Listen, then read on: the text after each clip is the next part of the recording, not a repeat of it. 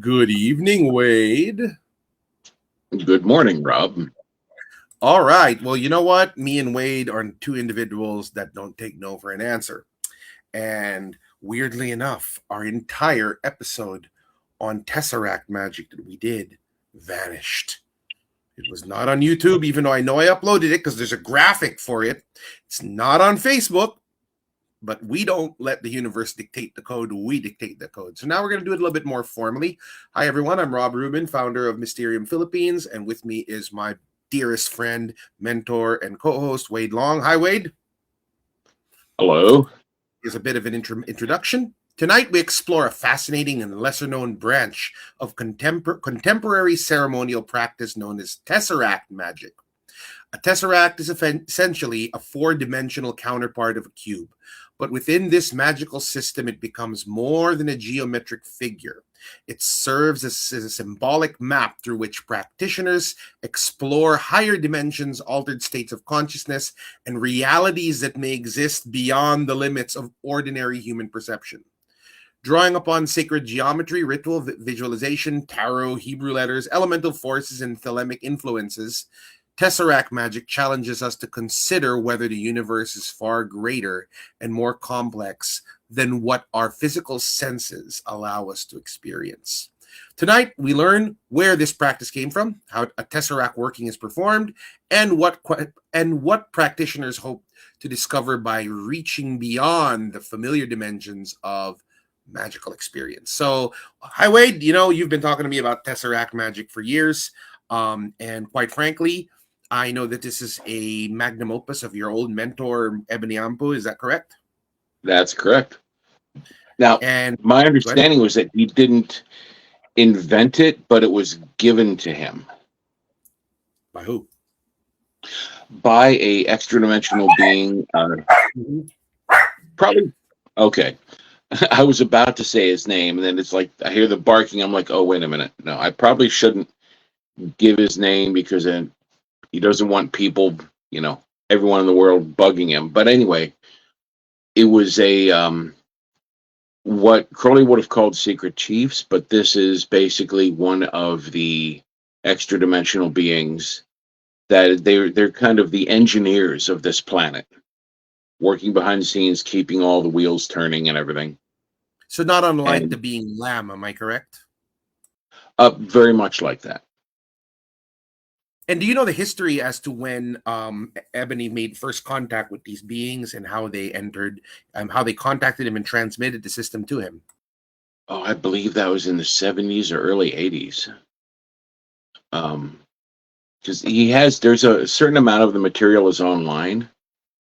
Some of the stuff I have in my papers, I've just got crates and crates of manila folders of different printouts, and some of the stuff I have, like the original Tesseract stuff in Ebony's own handwriting. I have the stuff that he like banged out on a typewriter, but the original system was given to him by Eris as a stepping stone, as a way to start. He described himself as an interdimensional driver's ed teacher. And it was he gave the analogy of like getting into a car, putting your hands over your eyes, and stomping on the gas as long as you could stand the fear, and then slamming on the brakes and looking around to see where you are. It wasn't directional. So let's just go with what you know.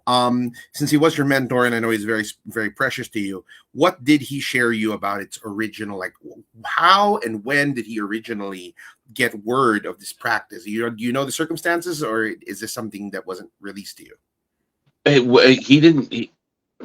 He wasn't very specific about it. He may have mentioned it in, like you said, there's a lot of it that's online.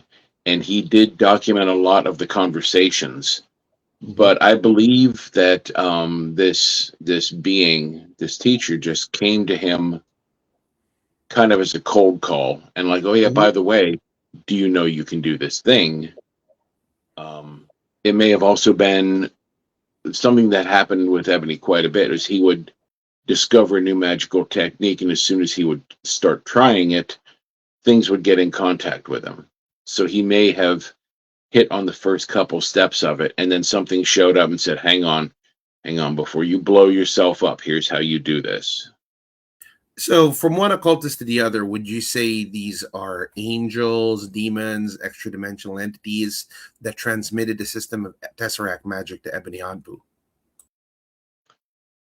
Well, they're definitely extraterrestrial. I'm not sure how the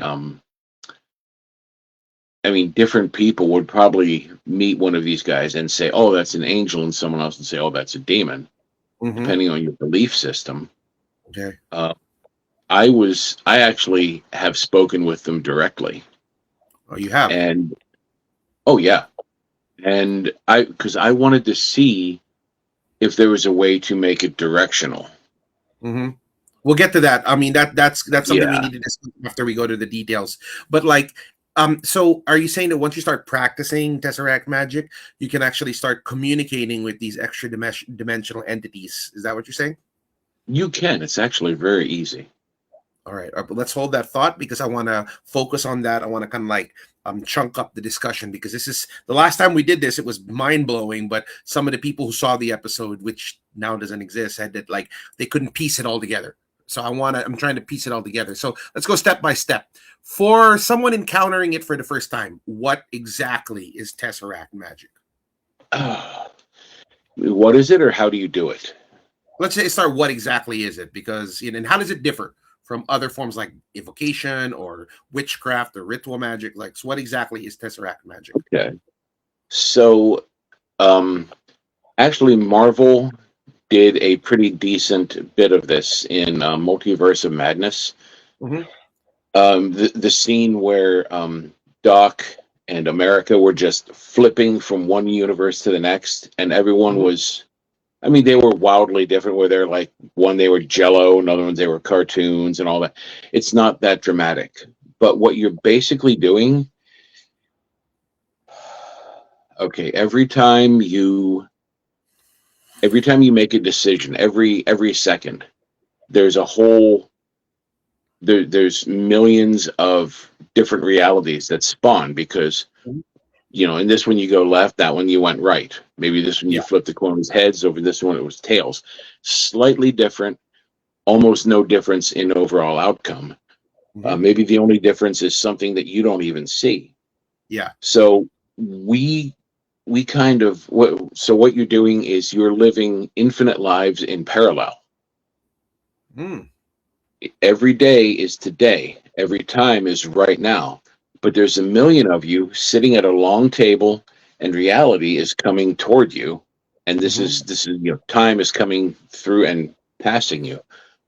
So what you're doing with Tesseract Magick is everybody stands up, moves one place, and sits back down. So it's like musical chairs. Like musical chairs, yeah. You're basically sliding into your own life in a separate universe. Yeah, and it's pretty much the same. You might not notice it. What's that? We touched on that in the last episode because I thought you could jump from one universe to another, but what you taught me was you're basically altering the next degree. Is that correct way of thinking it? It's both. You're jumping to another universe, but the universe is largely going to be the same for the first several jumps. You might only notice little things are different. For perfect example, I went to one of it because Ebony used to have the Tesseract workings at his house. And we would all go up there, we'd do the thing, and then we'd go home. I got home the one day, and my bathroom rugs, the rug by the tub and toilet, they were pink instead of blue. I have no idea why. Okay, I wouldn't have bought pink. I wouldn't have bought pink bath rugs, but there they were, and I had no idea why they were different. But the worst part is you can remember them being blue, and you can also remember them being pink. Wait, I want to ask the question then. I have to interject with this. Could potential Tesseract experiences be the cause of the popular Mandela effect? Is that what you're trying to tell me? Oh, easily. I remember TV shows that never existed. Hmm. I have very clear memories of friends and celebrities that don't exist. Yeah, it was like After a kind of. while, you start to just write it off as you're crazy. But I think a lot of people are unstuck. Yeah, not only that, dude, it's getting even more and more like apparent. It's because like some people are calling it like a glitch in the matrix, but could it be that these people inadvertently tesseract jumped to another dimension? Could that be it? Like we're literally surrounded by people who are doing the tesseract jump to another dimension without even knowing the process? Yeah, I mean it's a natural process. We aren't meant to just exist in Mm-hmm. one space doing one thing forever. Mm-hmm. All I right. mean, luminous beings are we? We're not. We're not. Yeah, I had to do the Broda thing. We're not meant to be restricted to just one meat suit and one timeline. So, okay, since Tesseract magic seems to be about reality jumping, right? If correct me if I'm wrong, like you're jumping in degrees to different realities to get to a reality that you'd either want to get to or to the reality that suits your needs best. Am I correct or am I incorrect? The way Ebony described it is that if you, his version was that he believed you would go towards, like, you would soften this universe, Mm-hmm. and then as you got to the new one, it would be something that would bring you closer in line with your true will. All right, because the next question I'm going to ask you, if you jump from a universe like you mentioned earlier, where your bath rugs were blue, and now you're in a universe where the bath rugs are pink, can you jump back, or is it one way forward only? um I don't know if you can ever go back, Mm-hmm. because the way it was written, the version of it you can find online Mm-hmm. is not it's not directional. Mm-hmm. It's kind of like if you're flying in a hot air balloon. Say if you pass a tree and it snags your coat, and now your coat's hanging on that tree, can you ever come back to that tree? I don't know. You're kind of at the mercy of the wind. I You see. may So come basically, back and you're at the wrong altitude. There's no way to tell. There's no way to guarantee you're going to be able to come back to it. so it's basically just entering a random warp zone and coming out at another end. Am I correct? Yes. All right. Hopefully closer towards a universe where your true will is more in effect. That All was right. the theory. So are you saying that the true will has something very significant to do with the practice of Tesseract magic? That like if you're practicing it, ideally it's going to keep letting you jump until you get to a reality where you're closer to your true will, or is it just completely random? You could be in a reality where it has zero, like a reality where I am a Protestant preacher, for example, which has nothing to do with my true will. Or is it going to always send me in the rough direction of my true will? Nobody can verify that. I see. Okay. He Ebony believed that it would take you closer toward your true will, which Mhm. I even at the time I was asking, like, well, you have a true will now. How's it taking you closer to that? But it didn't seem to make a lot of sense. But I like to think that your true will has much more of a vector on your life Mhm. than just random chance. And it's certainly more hopeful, more positive than thinking like, no, I'm just kind of flinging myself into the void to see where I land. All right. My next question is this. How is Tesseract magic different from more familiar practices such as spellcraft, ceremonial magic, or traditional path working? Oh, this is much closer to like astral projection Astral than projection. actual magic. Yeah, this is much more of a psionic discipline. This is something you can do if you don't have magic at all. If you can visualize the proper geometric shapes. Ebony had this theory, which I haven't been able to prove, or find evidence on that. When you say, if you imagine a square, if you visualize it, it actually will do something recognizable in your brain that looks like a square. I don't know if that's true, but the idea being that if you can visualize a four-dimensional hypercube, it actually creates one inside your brain hole. Okay, so you've it's the created, mental visualization of, like, example, if you're trying to mentally visualize a tesseract, the way it's perceived, like the morphing form and stuff like that, it has a corresponding effect to your overall energy. Am I correct? yes. All right. Now, you also have to be familiar with rubber sheet physics and general relativity. Okay. Please go on. Explain to us why. Okay. Three-dimensional space is actually four-dimensional, right? Mm-hmm. Okay. So the fourth dimension is not time. Fuck H.G. Wells. The fourth dimension is still space. So what you have is, say, if you take, we're going to drop everything one dimension, and you take like a rubber sheet that's on a table, and there's videos of people doing exactly this, and you draw a grid on that, and you roll like a tennis ball across it, it's going to go straight across. But if you put a bowling ball on one spot, it's going to dip down. And then you roll that tennis ball, and it's going to start going into an orbit around the bowling ball, because that's going to create what's called a gravity well. Now, this is a four-dimensional bend in three-dimensional space.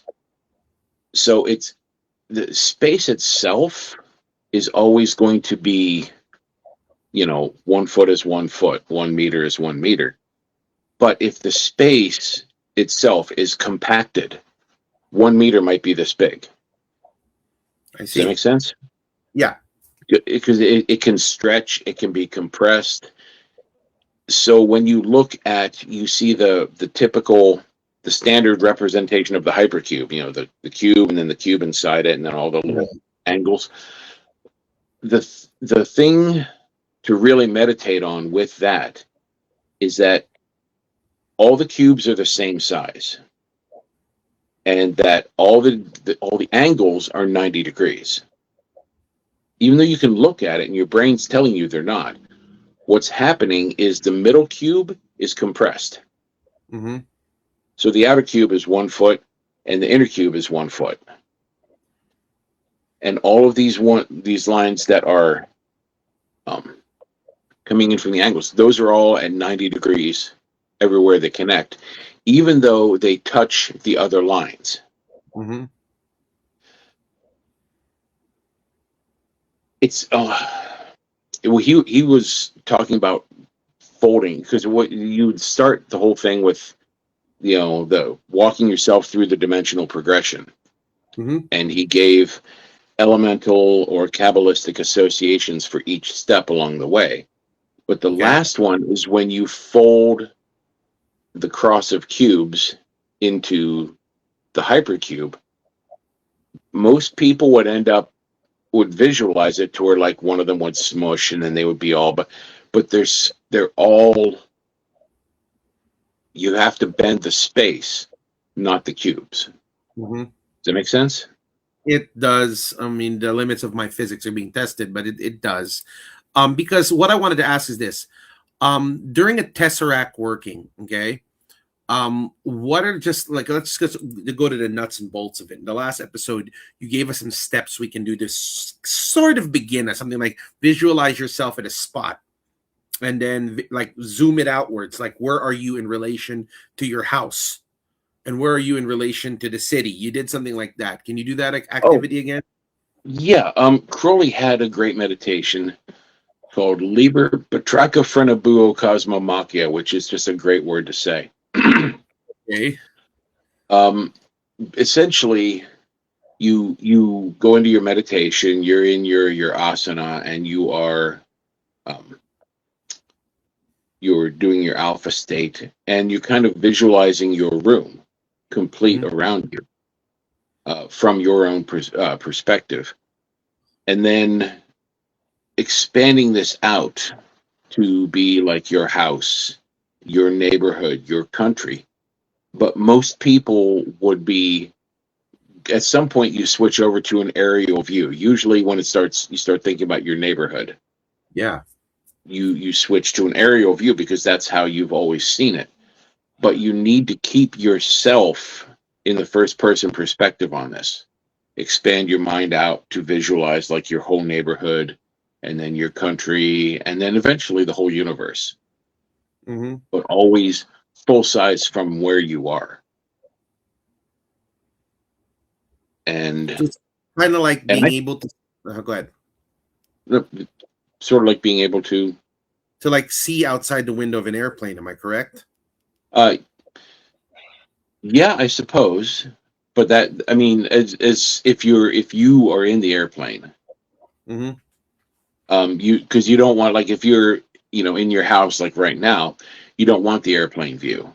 You want the ground level view, but being able to kind of almost like radar, like you're like, okay, parking lot's over here.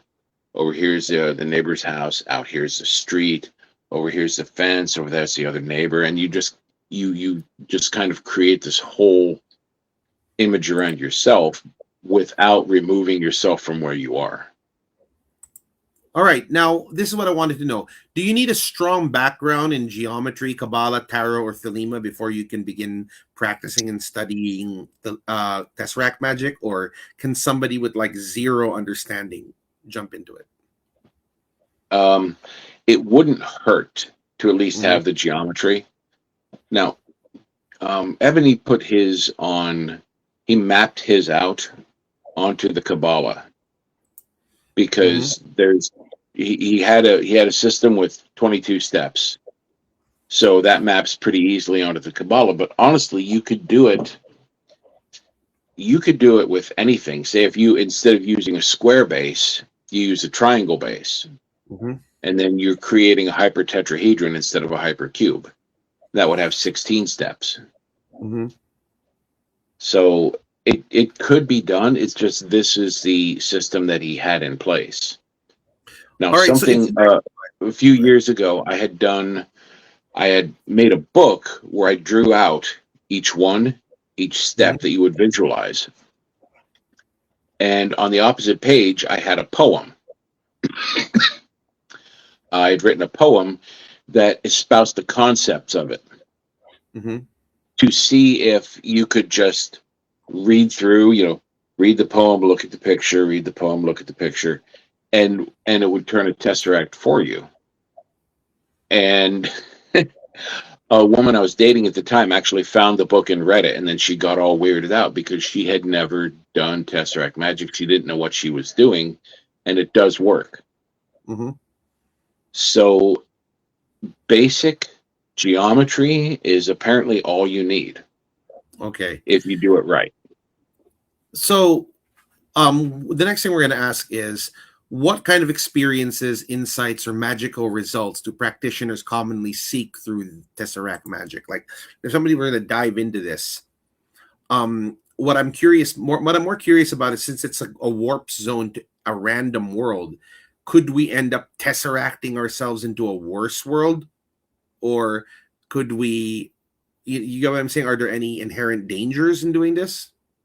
Oh, yeah. It's, Ebony said at one point he had turned to Tesseract, and he apparently landed where there was either a nuclear war or some kind of a nuclear explosion. So, because he saw a bright light on the horizon, he put his hand up, and he could see the bones of his hand, like through the skin. The light was that bright, and he just instinctively he turned another tesseract. And when he put his hand down, the light was gone, and he never did find out what that was. So you keep saying turn the tesseract. So how easy would it be for you to explain it in layman's English how to do that? Like step 1, step 2, step 3. Like what would the step 1 be of turning a tesseract? Well, really, it's all about the last step. Okay. So it's all, but the progression is to walk you through the whole thing to build it build it complete each time. Mhm. But really, once you're able to turn the last step to consciously, with intention, open up this, not like a wormhole, but you basically open yourself up to a shift. You can shift at will. Okay, so how does is that like, 'cause since you said there's 22, it also reminded me of the 22 tarot cards. So it's The made me same thing. wonder, It like, maps onto the Kabbalah, okay, so the onto question the is, Hebrew alphabet. okay, so in that regard, like, you don't need to give too many details because I don't think I'm comfortable with you sharing like exactly how to do it on the show. Who knows? People might break space time. Too many people saw it, but I'm more curious about like what would the first thing we need to do if we want to practice it? Like, we have to meditate, we have to fast, like what? Well, it would be, you don't have to fast. You can do this while maybe not while you're driving, but you can do this like on the bus or in any place. It doesn't have to be in a special ritual setting. Mm-hmm. It does help, but what you're doing is you're really, it's like astral projection. You're just kind of aligning yourself with another version of you. So yeah, So like, there's no special prep necessary for this. for example, I want to swap or jump to the next degree version of Rob. So Mhm. like, do I imagine or visualize myself looking to the world like what Doctor Strange did, where he got into it, but he possessed the dead body of himself? Do you have to keep the visualization? Do you like visualize, you go through the Tesseract and then that shifts you there? I mean, like, how does it work? The way he described getting to what you want is to basically wish for it and then turn the Tesseract. Which Okay, so, to me, that just seemed insane. mm-hmm. That's like saying, well, if I think hard enough about the grocery store and I get in my car and I stomp on the gas, eventually I'll end up at the grocery store. Well, okay, maybe. I may end up, I might be 6 counties away before before I, actually land at a store. But the system he had was not directional. Okay, So so the best you could hope for was to let your intention guide it. And so that's when you basically, see well, a lot of this stuff now there's a lot of this new age stuff online about dimensional jumping, and hang on here, there's the guy. So you see a lot of this stuff about dimensional jumping and resonance farming and all of this other stuff about how to get out of this universe. mm-hmm. Can we have a universe without a fascist dictatorship? Just one? Can we have one? Mm-hmm. But it's not really the kind of thing where you can control where you're going. Mm-hmm. At least not yet. I'm developing. I sat for years trying to figure out, like, there's got to be a way to make this directional. There's no way Yeah. they would give us this technology unless you could do the thing. Mm-hmm. And I'm sitting and I'm like, I got whiteboards and I'm sitting and drawing stuff and I'm like, okay, this isn't working. This isn't working. I don't know how to do this. And then I realized, like, wait a minute. Ebony learned this from a guy. So I contacted the guy and just basically asked him. And do you remember that movie Contact, Yeah. where they lined up the drawings, Mm-hmm. the graphs that they had gotten, the graphics, they lined those up, everything fell into place, and then you could like look that and see the vast amounts of information. It was like that. I said, well, how do you do this? He was, oh, here. And just blew my mind hole open with this vast amounts of information about how to do this. Would you go as far as to say that the actual communicating with the transmitters of the system is not unlike scrying the aethers of the Enochian system. It's similar. Mhm. It tends to be now with the aethers, which I've scryed the aethers for people. There tends to be a lot more emotional content, Mhm. a lot more, music and art and feelings. It's very water based in that sense. Communicating with these other beings like the secret chiefs, it's just straight technology. It's You're data. having an entire book jammed into your mouth, and you have to chew it enough to swallow it. So would you say that communicating with these extra dimensional beings is different than actually doing the Tesseract working? Am I correct? Oh yeah, yeah. You can do tesseracts without talking to any of these guys. So But it's going to if bring you me, sorry, well, it's going to bring me Crowley described what it was like to talk to the secret chiefs. Mhm. Like having your brain on fire. That's kind of what it feels like. So that brings me to my next question as to then how do you communicate with these beings? Is there a different ritual or practice that you could prescribe that you could say people can look into to try to build that communication between them and us? Oh yeah, well, Crowley described how to talk to the secret chiefs. Well, I'm talking about for the Tesseract. I would like to really just focus on the Tesseract aspect. It's the same guys. Oh, it's the same guy. Okay, Um, so Same guys. Yeah, the Golden Dawn called them the secret chiefs of the universe, but basically they're like an engineering team. Mhm. They're just kind of working behind the scenes on everything, Mhm. and they're not really, they're part of what's going on down here, but they don't really give a shit about most of the thing. If you think about like an engineer on a cruise ship, Yeah. he's not worried about what all the passengers are doing. He's worried about if there's a steam leak, or if there's drag on something, or one of the screws isn't turning as fast as they want.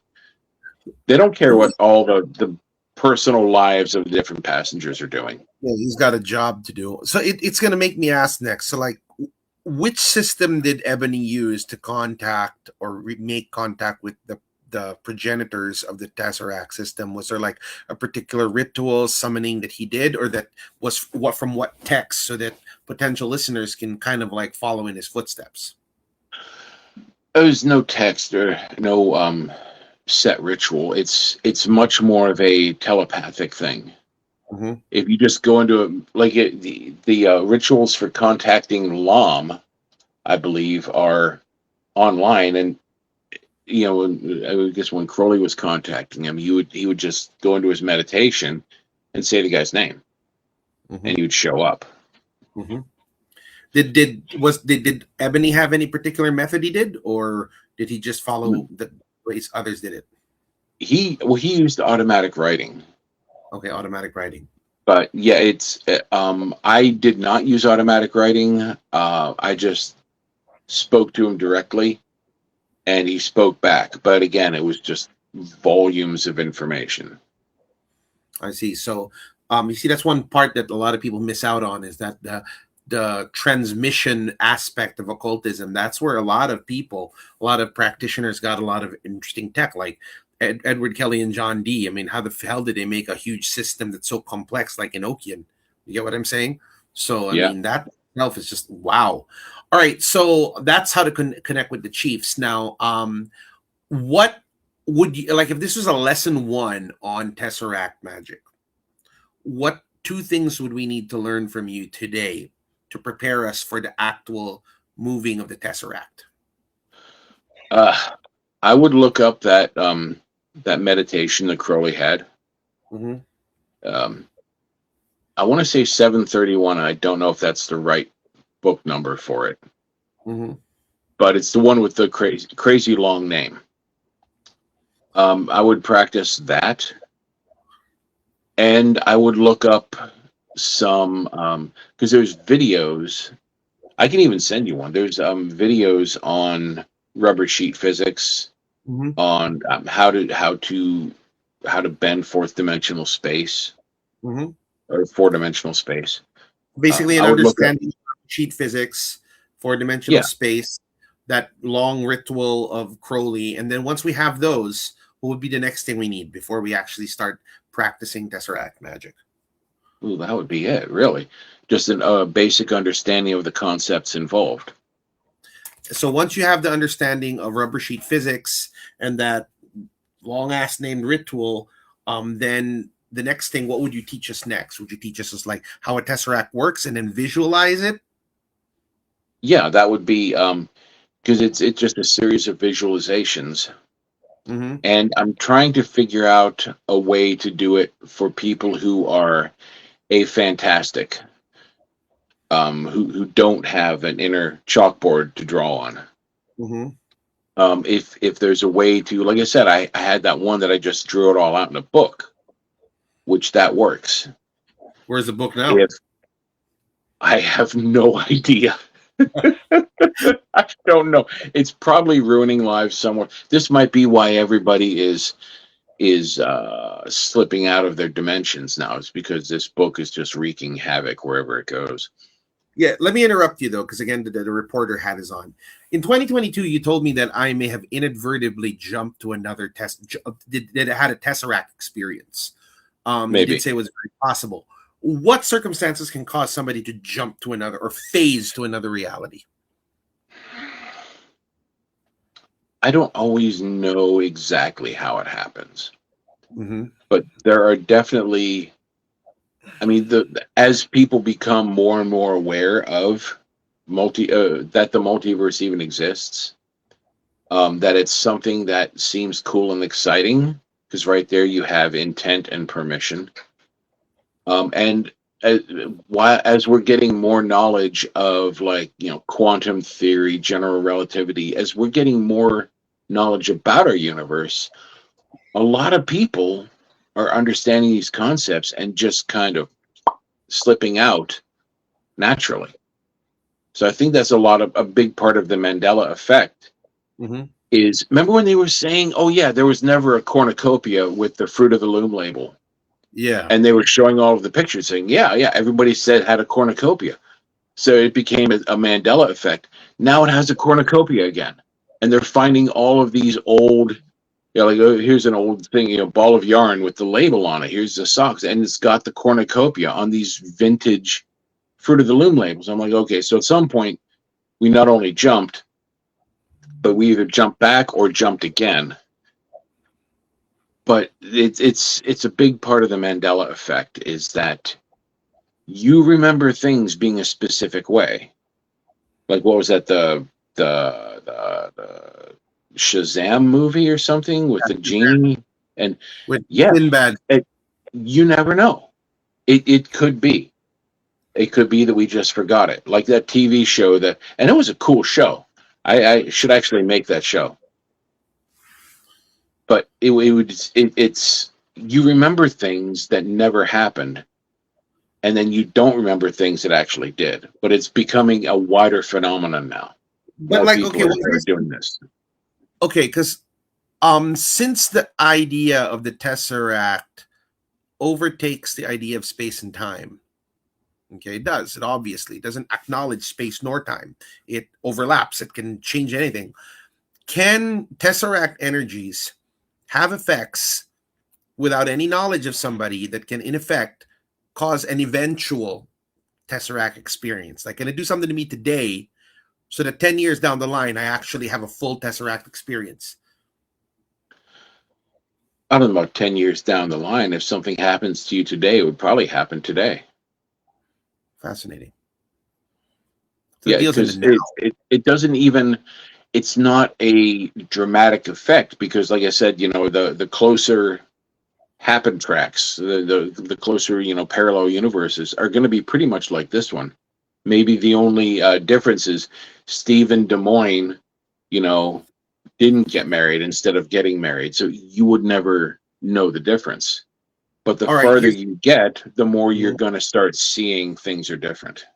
This is kind of like the Flash movie, if you've seen that, when he kept on going back in time and messed with everything. Which is going to bring me to my last question for the night. What are some signs that a Tesseract jump happened to you, or you had a Tesseract experience? Well, there's a transitional period of a day or so when everything is soft, and you'll feel like, you ever have that feeling when you walk into a room and there's no one that you know there, Yeah. and you have that stranger in a strange land thing? You get that feeling all day. It's kind of like an opposite, a reverse deja vu, Mm-hmm. where you walk into a room and there's people that you know, but they feel like you don't know them. And there's Mm-hmm. books that you've read, but you don't know what's in them. So there's a cognitive dissonance Yeah. that happens, that you wake up and you're like, hang on here, I am a stranger in a strange land. And you have that. So that could easily be a sign that you have accidentally turned a tesseract or somehow slipped into the next universe over. The tesseracting can only be done by you for you, right? I can't tesseract you out of this universe. Am I correct? I don't know. I don't know if that's something that Ebony used to talk about, um, bringing people with you, like bringing your loved ones with you, which I always thought, like, wow, that is, maybe it's just something he said to comfort people so that they wouldn't have to let go of, because I mean, I could see jumping to a universe where you don't have kids. So maybe if you're throwing them a line, you're not so much bringing them with you, but you're kind of guiding your trip to a universe where you have kids. I don't know exactly how that works, but apparently, according to him, you can bring somebody with you. Yeah, you did It's mention that to me when you said that. I said, why is it when I had my supposed tesseract jump, certain things didn't get affected? He said, well, those things are too foundational in my life. Like my kids were part of it. It's like I wouldn't jump too extreme to a reality where they didn't exist. They would have been the thing I had most integrity with because they were what mattered most. But this is a lot to take in. And I honestly think you and I should sit down probably when you come back to the Philippines, dig through these notes and re-release the Tesseract working as an annotated edition by you and me so that we can probably release it to the world because there's a lot of potential with this and there's a lot of room for it could be done. I mean, I'd love to do that with you one of these days. yeah, the possibility of like jumping away from your family is doable. A lot of times you'll land in a universe where it happened naturally. One of the ones I had jumped. I had gone to Ebony's place after a huge fight with my wife, and I got there, and I was pissed off, bummed out, everything. And because we would go around the beginning and we would just state our intention for this particular jump if we wanted. And I said I wanted to be in a universe where I could get along with my wife. And I got home and she was gone. Sheesh. I mean, there was stuff there. It wasn't like she had ceased to exist. But apparently, after I had walked out, she got on a bus and left the state. Like that night, packed a bag, got on a bus, and left. Damn, that's creepy. Crazy. But yes, you can jump to a place where they don't live with you, but I suppose if you go far enough, you can jump to a universe where you didn't have a family. I don't think I'd ever want that. But yeah, that's a lot to take in. I mean, this is one of those conversations that need a lot of coffee and a lot of brain power. But I'm sure we're going to do a second episode of this. So we're going to upload this right away again and blast it. Save a copy. Sure, yeah, we're going to save a copy too. But that being said, Wade, thank you very much for this opportunity. The viewers love you. We're going to have a part 2 of Tesseract Magick coming in the next week or two. So this is Rubin Wade of Magick.tv signing off. And you know what's creepy, bro? Holy shit. I just noticed it now. What's that? The boss's sigil is not there.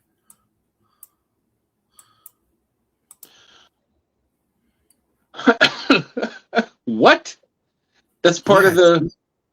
Yeah, it was always there. There we go. Sheesh, you gotta Yeah. shout out to the big man Belial. This is his show. You know what I mean? We wouldn't be where we are without the big man Belial. If you guys got the juice, this is a king worth working for. He demands respect. Give him respect. This show wouldn't exist without him. Neither Wade or I are devil worshippers. You know, we gladly leave that to our beloved friend Shea, but we show respect where respect is due. So thank you, Belial, for yet another episode, and I'll see you next episode, my friend. Take care, Wade. You too. Don't go anywhere. Just I'm not.